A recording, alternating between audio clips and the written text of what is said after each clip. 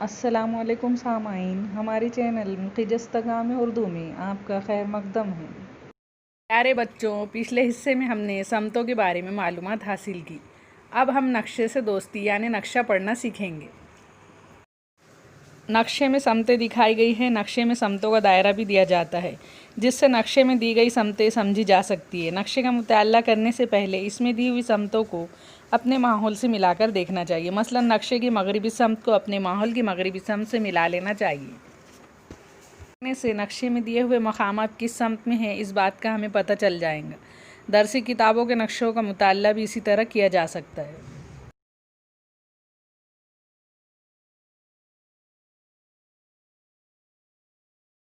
आओ दिमाग पर जोर दें।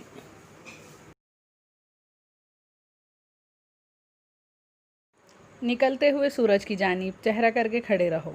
अब तुम्हारा दायां कान किस समत में है बताओ, और बायां कान किस समत में है बताइए।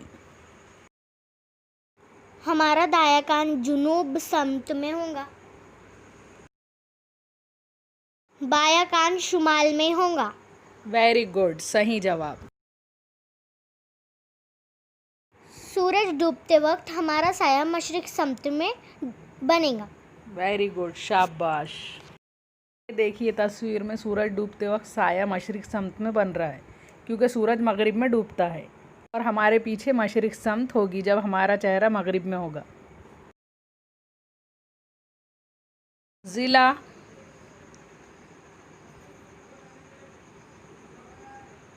रियासत और मुल्क।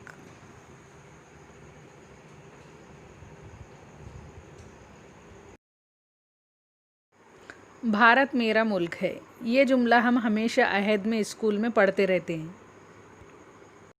दूसरी जमात में आप रियासत, मुल्क और दुनिया जैसे अल्फाज पढ़ चुके हो। तीसरी की इस किताब में भी कई जगह ज़मीन, दुनिया, मुल्क, रियासत, ज़िला, ताल्लुक़ा और गांव जैसे अल्फाज आए हैं।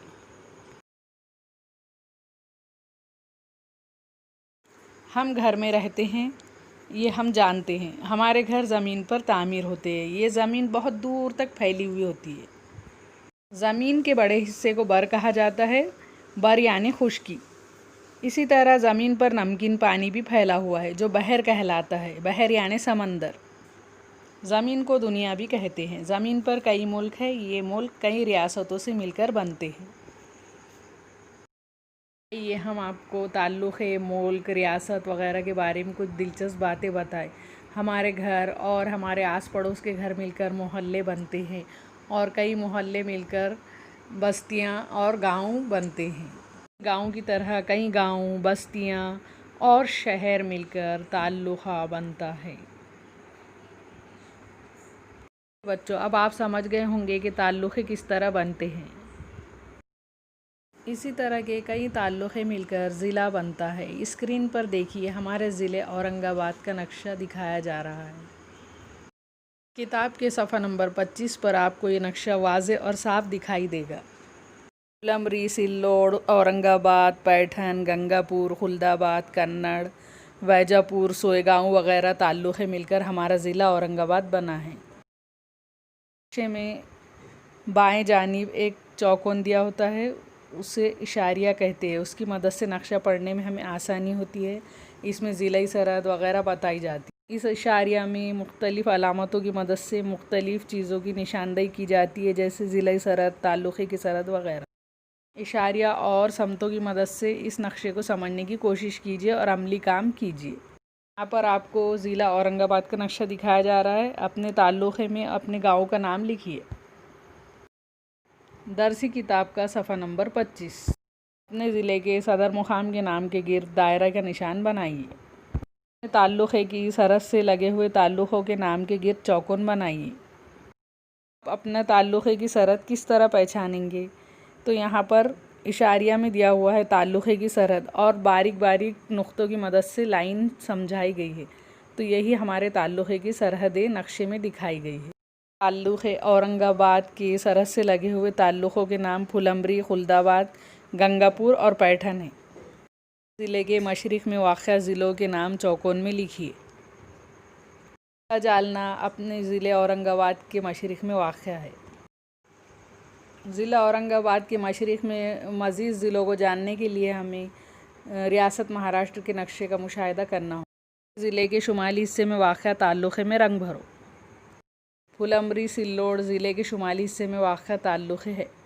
कापियों में ज़िले का नक्शा चस्पा कीजिए और ये दिए गए सवालों के जवाब उसमें लिखिए। अपने टीचर को रिप्लाई दीजिए।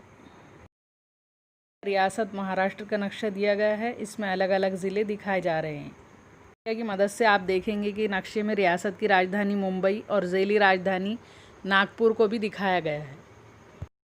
सफ़ा नंबर 26। नक्शे में अपना ज़िला तलाश करो और इसमें रंग भरो। अपना ज़िला औरंगाबाद है, इसलिए औरंगाबाद में रंग भरिए। नक्शे का बगौर मुशाहिदा करिए और इशारिया में दिए हुए मेरा ज़िला के आगे डैश दिए हुए है, उस डैश में ज़िला औरंगाबाद लिखिए और चौकोन में वही रंग भरिए जो हमने हमारे ज़िले औरंगाबाद में भरा है। का बगौर मुशाहिदा करके अपने ज़िले के पड़ोस में पाए जाने वाले ज़िलों के नाम नीचे दिए हुए चौकोन में लिखिए। नक्शे का बगौर मुशाहिदा करें तो हमारे ज़िले के आसपास ज़िलों के जो नाम हैं वो है जालना, बीड़, अहमदनगर, नासिक, जलगांव। रियासत महाराष्ट्र का नक्शा कापियों में चस्पा कीजिए और ये तमाम सवालों के जवाब लिखकर अपने टीचर को रिप्लाई दीजिए। स्क्रीन पर हमारे मुल्क भारत का नक्शा दिखाया जा रहा है। इसमें मुल्क की राजधानी नई दिल्ली को भी दिखाया गया है। नई दिल्ली को देखने के लिए आप इशारिया में से देख सकते हैं। अगर हम नक्शे में दिए गए इशारिया में देखेंगे तो मुल्क की राजधानी को एक मखसूस दायरे की शक्ल की अलामत से ज़ाहिर किया गया है। नक्शे में अपनी रियासत महाराष्ट्र तलाश कीजिए और उसमें रंग भरिए और अपनी कापियों में चस्पा करके टीचर को रिप्लाई करिए। स्क्रीन पर यहाँ दुनिया का नक्शा दिखाई दे रहा है। इसमें ज़मीन यानी बर सफ़ेद रंग से और पानी यानी बहर नीले रंग से दिखाया गया है।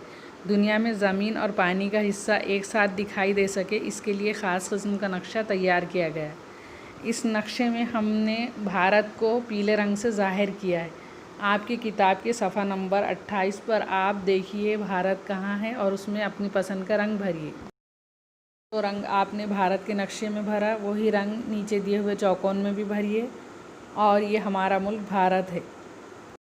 चौकोन के पास भी भारत लिखिए और अपनी कापियों में चस्पा करके ये सवालात हल करके टीचर को रिप्लाई दीजिए। किताब के सफ़ा नंबर 29 पर दिया गया ये सवाल भी मुकम्मल करिए और अपनी बयाज़ों में लिखकर टीचर को रिप्लाई करिए। हमारा सबक ख़त्म होता है। प्यारे बच्चों, ये होमवर्क पूरा एक साथ ना करते हुए आप इसे 3 हिस्सों में बांटकर 3 दिन तक करिए और टीचर को रिप्लाई करिए। दुआओं में याद रखिए। अल्लाह हाफिज़।